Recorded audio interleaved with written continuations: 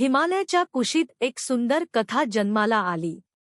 ती म्हणजे भगवान शिव आणि माता पार्वती यांच्या दिव्य प्रेमाची. माता पार्वती ही हिमालयाची कन्या.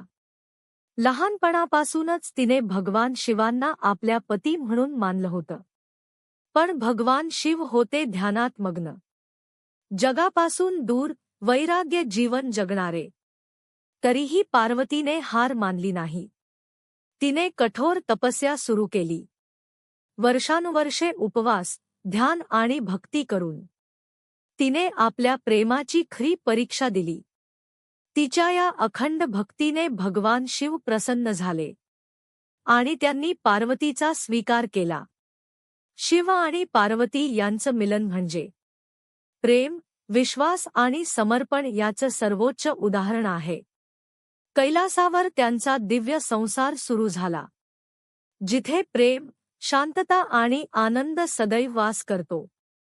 ही कथा आपल्याला शिकवते की खरं प्रेम कधीच हार मानत नाही आणि श्रद्धा असेल तर देवही आपल्याला साथ देतो. हर हर महादेव. जय पार्वती माता.